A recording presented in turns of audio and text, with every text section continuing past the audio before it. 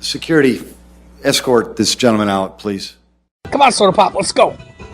Scott Harrisman, Sioux Falls. I didn't come up earlier on the other item about the project because I thoroughly support it. I think it's about time, about 10 years later than what was supposed to be there. I'm a big supporter of free enterprise, big supporter. What does free enterprise mean? It means being able to do what you want to with the project with your money. I do not like corporate welfare. TIFs are corporate welfare. This is one of the reasons why Costco didn't want theirs and gave it back. It takes money away from public education. But let's say for a moment that I'm sitting in your chair and I actually support TIFs and I have to look at this. Well, let's look at this TIF. Number one, downtown property is very valuable right now and very hot. The mayor recently said on the Greg Belfridge show he wishes he would have invested 10 years ago in downtown property because it's such a great investment. Does this TIF benefit the school district in any way by giving them a TIF? Nope. In fact, the school district just voted for a $50 million opt-out, and they're now talking they're going to build a new high school. At the end of the year, they're going to present plans for a new high school, which will cost us even more. This TIF takes money away from the school district to do this stuff. It doesn't benefit the county in any way. They fight crime and build jails. This development doesn't help them in any way.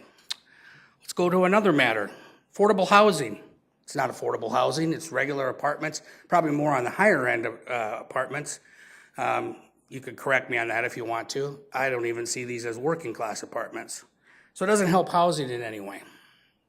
So we get down to one thing left, soil remediation, which is $3.1 million with the demolition of the building, not $4.1 million. The city has had 10 years to clean this property up, 10 years to get EPA grants, 10 years to find the money to clean this property and have it ready as a clean site to sell at a more of an amount than what I think we're selling at $900,000. If they would have cleaned it up, they could have sold it for a lot more, and we could have washed our hands of all of this and not ever have to give a TIF. Instead, we spent $27 million in federal money, and we never even moved the train tracks. So, what does this TIF benefit in any way, shape, or form except the developer getting a tax rebate? That George Hahn has pointed out is not even correct. It doesn't.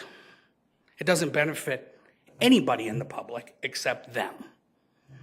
It just takes $4.1 million off the cost of their project that they get to put back in their pocket. Now, this has been going on for a while.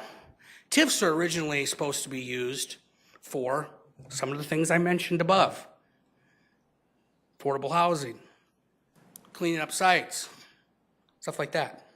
The city has had a practice since the Sanford Sports Complex of rewriting TIFs to fit the projects. In fact, ironically, the person who wrote the Sanford Sports Complex TIF is the same person who's presenting this project tonight for the Lloyd companies.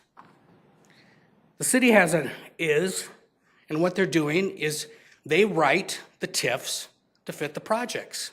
Instead of having a set criteria of saying, this is a set criteria for every single project that requires a TIF. Instead, the city rewrites the TIF for the project. So naturally, you guys go, well, the planning staff says it fits the criteria. Of course it fits the criteria. They wrote the criteria to get it to fit there. Funny how that works.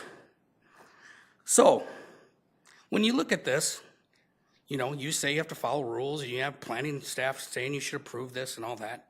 You don't have to vote for it. You can vote against it, just like the city council can vote against it. As I pointed out, there is zero benefit to the citizens of Sioux Falls. Thank you.